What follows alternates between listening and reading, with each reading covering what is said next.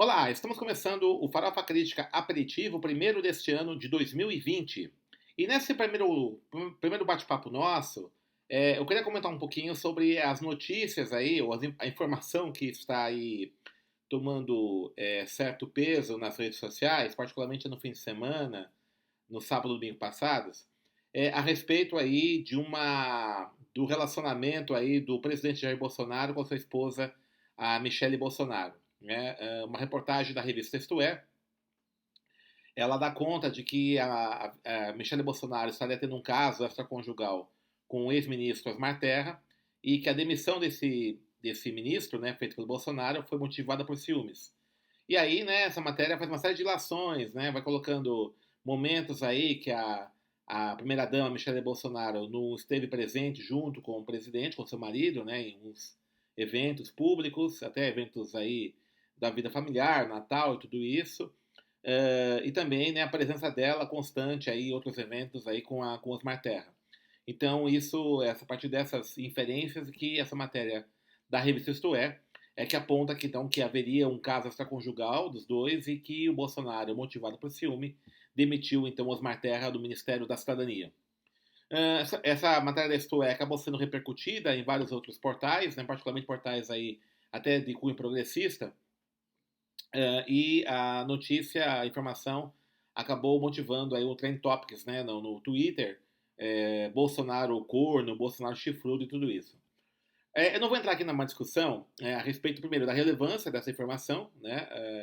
Há uma polêmica em relação a isso, uma vez que que se trata de uma questão de ordem privada, né, da vida privada, privada íntima do presidente da República, né, portanto não teria relevância pública. E outros dizem que não, que embora seja um assunto da vida privada, ela tem relevância porque ela foi um dos motivos da demissão de um ministro de Estado, portanto aí passa a ter relevância pública. Então, não vou entrar nessa discussão, é uma polêmica, né? Como quem me conhece sabe que eu tenho muitas restrições ao noticiário que se foca nessas dimensões aí da vida privada de celebridade, de pessoas famosas, de pessoas aí do poder, né? Eu acho que isso não é uma função do jornalismo. De qualquer forma, né, tem uma polêmica em relação especificamente a esse caso. É, mas eu queria aqui trazer, para a gente poder pensar, particularmente quem faz jornalismo, o que motiva informações como essa, primeiro, né, terem esse impacto todo, serem objeto de notícia em vários portais, né, tudo isso, e até mesmo né, ganhar um certo destaque no momento em que nós temos problemas muito sérios né, no Brasil, as ações do governo federal, as tentativas golpistas do governo Bolsonaro com o apoio a esse ato de cunho abertamente golpista no dia 15 de março, as reformas aí que estão sendo propostas que destroem direitos trabalhistas, direitos sociais, parte do governo, a situação de confrontação quase que aberta e explícita entre o executivo e o legislativo, enfim, tem uma série de elementos aí de grande relevância, né? E porque numa situação como essa, né, a economia estagnada, o dólar subindo, coronavírus, enfim, né, assuntos não faltam. E mesmo assim, você vai pegar que é uma das notícias mais comentadas, mais repicadas e mais aí compartilhadas nas redes sociais, esse caso aí da esfera privada do Bolsonaro, que envolve a sua esposa e eventualmente aí o ex-ministro Osmar Terra. Tem um pensador norte-americano radicado nos Estados Unidos que eu acho muito interessante, eu gosto muito, que é o John B. Thompson, professor da Universidade de Cambridge. Ele tem uma série de livros sobre comunicação, sobre mídia, mas um deles é muito interessante, que é chamado O Escândalo Político. Né? O Escândalo Político. Nesta obra, o John Thompson ele vai fazer uma análise sobre as naturezas, as particularidades dos escândalos políticos dos últimos tempos. Né? Então vai analisar o caso do Bill Clinton, os escândalos da família real e alguns outros aí. Pega mais Europa e Estados Unidos, evidentemente, né? Porque ele é dessa região, ele atua mais nesse campo aí. Mas aí qual que é a discussão que o Thompson nos traz, né? Ora, esses escândalos, né, o que tem de comum entre eles, né, são escândalos que envolvem condutas no campo pessoal, condutas aí que envolvem a vida privada, tudo isso, e acabam tendo um impacto político, esses escândalos, né, diferentemente dos escândalos políticos clássicos, que são mais vinculados à má gestão, né, a uma corrupção e outros casos, né, mais notórios aí de gestão temerária do bem público. Então, esses escândalos políticos, né, com essa natureza que o John Thompson está trazendo para a gente, eles ocorrem porque o universo, o que nós chamamos aí de sociedade política, da esfera desse universo político, acabou aproveitando uma nova dinâmica dos meios de comunicação de massa, particularmente com a emergência da televisão e do rádio, né, mais a televisão, e a consolidação dessa sociedade de caráter imagético. O universo político aproveitou essa situação para poder estabelecer uma relação com o eleitor, com o cidadão, não a partir de uma perspectiva ideológica, política, né, como deveria ser, tradicionalmente falando, mas a partir de uma relação mais passional, de gostar ou não gostar, da simpatia e tudo isso. Ele faz até uma metáfora, né, o John Thompson, né, os políticos aproveitaram, no universo político aproveitaram essa mediação dos meios eletrônicos para que eles fossem considerados como uma pessoa do convívio familiar, do convívio privado dos eleitores, né? Então, as técnicas de marketing político, as técnicas de relações públicas aplicadas nas estratégias desses candidatos, desses políticos que estão aí ocupando os cargos públicos no aparelho de Estado, eles vão nesse sentido, de criar essa relação passional, emotiva, com o eleitor, a ponto de que vai conquistar o apoio desse eleitor, desse cidadão, não em função de uma convergência de ideias, de uma convergência de propósitos ou de projetos necessariamente, mas fundamentalmente a partir, né, de uma relação de paixão, uma relação, né, de gosto, uma relação passional. O Thompson fala, inclusive, que isso acontece para e passo com a redução das diferenças ideológicas entre as agremiações políticas. À medida que essa democracia liberal vai se consolidando, né, a sua institucionalidade, e mesmo parte dos partidos de esquerda vão entrando também na dimensão institucional, essa diferença programática e ideológica entre as organizações partidárias ela vai se reduzindo, ficando mais difícil de se verificar, e aí então a disputa eleitoral acaba virando uma disputa de pessoas, uma disputa de imagens, né? E então, diante disso, os critérios valorativos de uma figura política acabam sendo os critérios que são utilizados para você valorizar uma pessoa no seu convívio pessoal. Então, o mesmo critério, por exemplo, que me faz gostar ou não de uma pessoa no meu convívio pessoal, tá, eu utilizo também para escolher uma determinada pessoa no universo político. Ora, isso tem aspectos positivos, mas tem um preço a pagar. E o Thompson mostra muito bem isso, né? Ora, à medida que os critérios avaliativos construídos a partir dessa mediação política, ela passa por essa dimensão passional, a dimensão passional é amor e ódio, né? Então, os comportamentos que são de vida privada passam a também ser levados em consideração como aspectos valorativos para também, né, serem utilizados como critérios de avaliação positiva ou negativa dessas pessoas. Então, veja, diante disso, né, que o que tem acontecido é um escândalo político, um escândalo, melhor dizendo, que ocorre no universo da vida privada de uma pessoa que está nesse universo político, acaba tendo impactos muito mais profundos, muitas vezes, do que os escândalos políticos clássicos. Então, nesse sentido, o Jair Bolsonaro, que construiu uma narrativa autoritária, de extrema-direita, machista, racista, misógina, né, que estabelece essa relação fortemente hierarquizada entre homem e mulher, da família tradicional, né, ele faz até essa ponte aí com esse fundamentalismo religioso. Quando ele constrói essa narrativa, é evidente que os seus eleitores, seus apoiadores também, né, acabam criando uma identidade com esse candidato a partir dessa narrativa.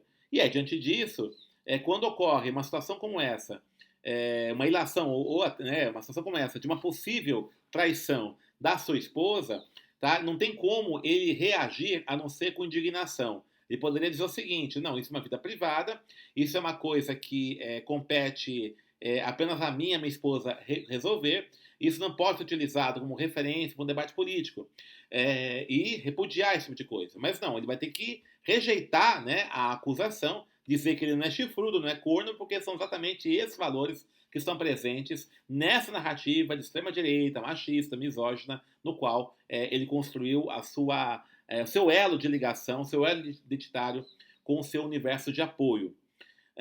Isso que ocorre. Então vejam, eu quero chamar a atenção que, concordando ou não, eu particularmente eu tenho restrições desse tipo de narrativa, né?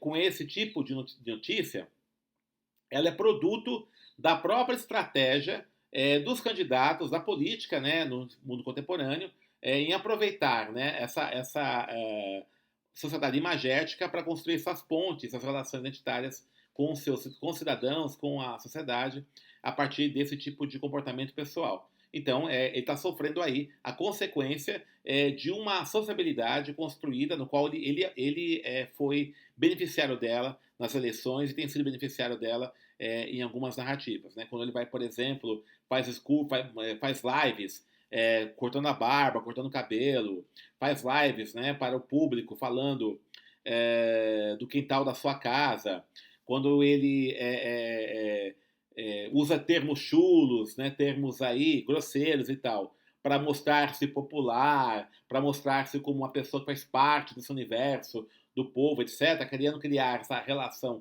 identitária com esse segmento social, né, segmento social mais conservador, segmento social misógino, machista nesse aspecto, evidentemente, então está avalizando que esses critérios valorativos, né, como o caso aí do Bolsonaro chifrudo, da relação pessoal com a sua esposa, também sejam levados em consideração.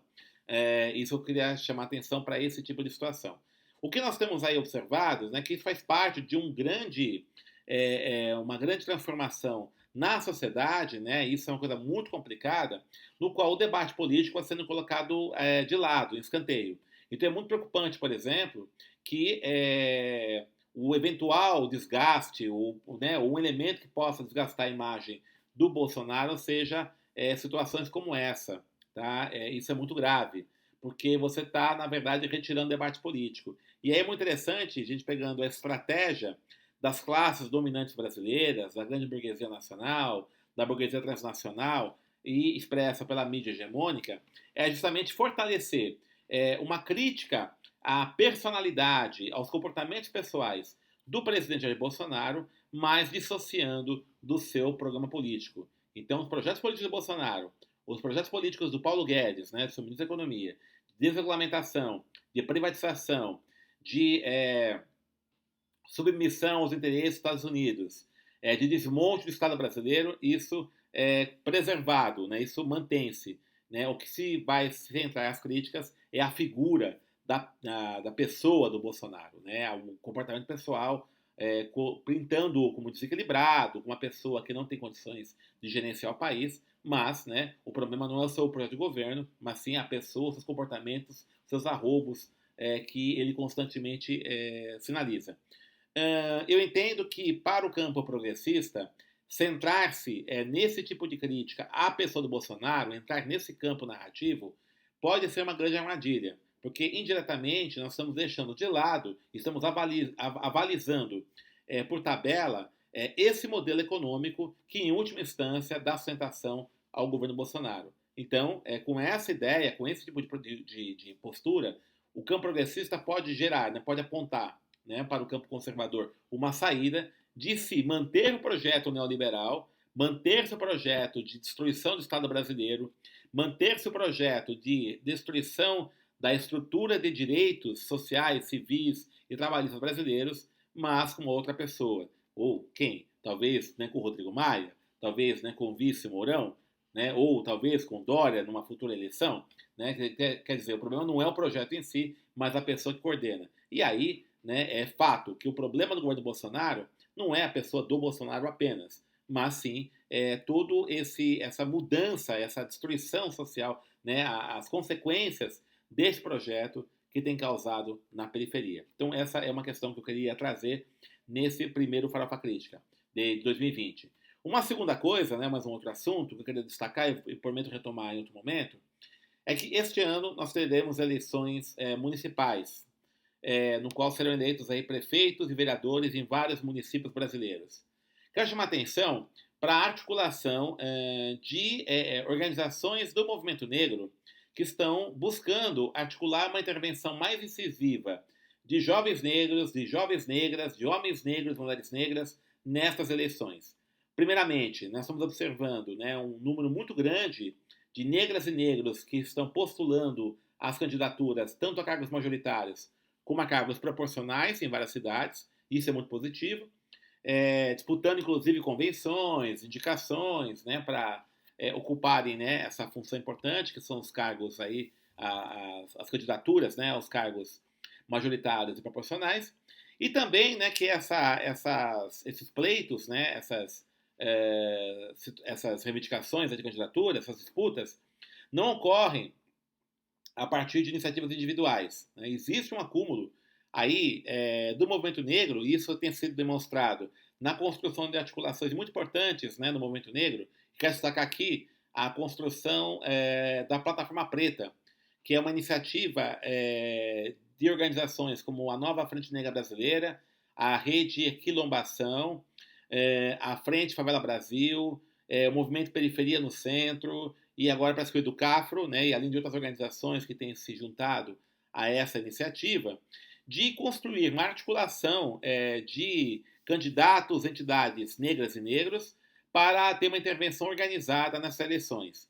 Intervenção essa que vai desde o fortalecimento dessas pré-candidaturas, é verdade, né, estão disputando convenções ainda, das pré-candidaturas, da construção de uma agenda programática mínima, então debates vários têm ocorrido, e evidentemente, né, posteriormente aí para criar estratégias para eleger essas candidatas e esses candidatos. E por que eu acho isso importante? Não só para a gente corrigir essa distorção que existe nos sistemas de representação no Brasil, que são brancos, masculinos, héteros, né? A presença negra e feminina é ínfima, é minoritária nesses parlamentos todos, municipais, estaduais, federais e também nos cargos majoritários, né? Inclusive no campo da esquerda, inclusive, isso ocorre. Né? Então, não só para corrigir essa distorção, que é uma coisa que é produto aí do racismo estrutural e institucional, mas também porque é um fato que eu queria trazer aqui como reflexão e prometo retomar na próxima conversa nossa, que é uma diferença qualitativa da militância negra e da militância branca mesmo no campo da esquerda. Porque não se trata apenas de disputar projetos, disputar ideias, tá? Isso ocorre também. Mas, fundamentalmente, trata-se de militar em defesa da vida. Para a população negra, a aplicação do projeto neoliberal na sua radicalidade significa o fim do direito à vida. Por que isso? Não só porque você vai intensificar os mecanismos de repressão, já está acontecendo isso, de repressão policial nas periferias, mas porque esse projeto significa a intensificação da miserabilidade. Então a população negra, ela não sofre só as consequências desse projeto em função de ser um projeto racista que vai colocar em xeque as políticas de igualdade racial, mas porque ela vai compor, né, a maior parte do universo de miseráveis, de desempregados, de pessoas sem nenhuma perspectiva que serão jogados com a intensificação desse projeto. Então, volto a dizer, a militância negra não é exatamente igual à militância branca de esquerda. A militância branca de esquerda luta por direitos civis, luta por projetos políticos de igualdade, luta por projetos políticos sociais, né? E é aliada nesse processo. Entretanto, há uma diferença em relação à militância negra, que ela milita em defesa da sua vida, dos seus familiares, né, dos seus filhos, dos seus parentes, dos seus amigos. Então, essa é a diferença. Então, o que está em jogo não é uma vitória ou derrota no projeto, mas sim a própria vida, a existência física dessas pessoas. Tanto é verdade, é muito interessante de observar isso. Vejam vocês, eu conheço vários militantes negros e negras que estão na direção de partidos políticos. E notem que, apesar desses militantes negros e negros ocuparem, né, um cargo importante como dirigentes dos seus partidos políticos, qualquer partido político, de esquerda inclusive, né, partido de esquerda, né, partido da esquerda, tá? Sejam eles presidentes de diretórios estaduais, sejam eles ocupantes de cargos parlamentares, enfim, né, esses dirigentes partidários não têm a mesma condição social, a mesma condição de estrutura de trabalho que os seus camaradas, companheiros brancos que estão na mesma condição. Né? Chama atenção disso, tá? Por quê? Porque esses jovens negros, jovens negras, que são dirigentes partidários, a grande maioria ainda mora na periferia, ainda mora, né, está no universo da pobreza, e a sua sobrevivência pessoal depende de subsídios, né, desses apoios, né, que ele recebe como dirigente partidário. Eles não têm casa própria, eles não têm uma formação universitária como tem esses brancos na esquerda. Então há uma diferença aí. Há uma diferença que eu acho muito importante nós levarmos em consideração para saber até onde se caminha junto nesse campo da esquerda e até onde tem as nossas particularidades. Diante disso, eu acho importantíssimo a construção de articulações próprias, de espaços próprios de debate político, no qual você pode definir estratégias políticas desses negros e negras que pleteiam as candidaturas, como está acontecendo, por exemplo, com essa iniciativa da Plataforma Negra, que realizou, inclusive, no último sábado, uma grande plenária onde esse debate foi aprofundado. Então, 2020, com todos os problemas, promete muitas coisas interessantes e quero chamar atenção, então, para essa novidade, que é essa massa crítica negra que tem sido formada, acumulada nos últimos tempos, se preparar para ter uma intervenção mais incisiva nesse processo eleitoral. Então ficamos por aqui. Então esse é o primeiro Farofa Crítica aperitivo desse ano 2020 e na próxima semana, terça-feira, a gente retorna com mais comentários sobre temas contemporâneos. E não esqueça, quinta-feira, né, o Farofa Crítica Entrevista. Acesse nosso canal, inscreva-se e clique no sininho para receber notificações de novos programas. Até a próxima, um grande abraço.